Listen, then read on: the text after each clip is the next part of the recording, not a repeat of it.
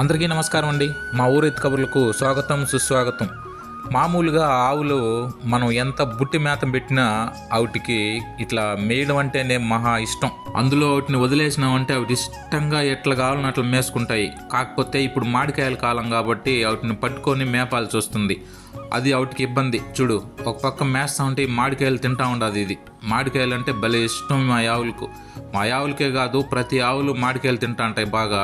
సరేలే, ఇంక తెల్లారితో నుంచి ఆవులు మేసి అలసిపోయింటాయి, ఎండకు దానికి నీళ్ళన్నా తాపుదామనేసి పట్టుకొని వచ్చిన.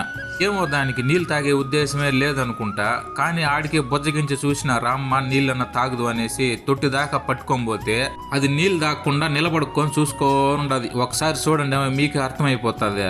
అదేమో చెప్తా అంటారు కదా సామెత, తొట్టి దాకా అయితే మనం తీసుకొని పోతాం కానీ ఆవిడ దగ్గర నీళ్ళు అయితే తాపించలేము కదనేసి. అట్లా ఆ సామెత నిజం చేసింది మా యావు.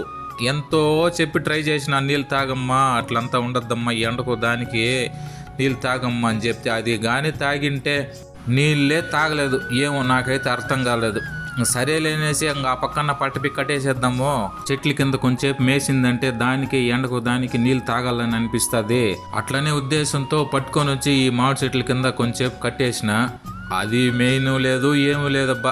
సరేలే, ఇది కూడా మేసేటట్టుగా లేదనేసి ఇంక మళ్ళీ పీటు కసవన్నా కొంచెం కోసుకు వేసేద్దాము, పాపం ఇది మెయిన్ లేదు నీళ్లు తాగలేదనేసి ఫైనల్గా ఈ కసు కోసి వేసేసినానబ్బా. చూడండి, జమ్మని తింటాండాయి.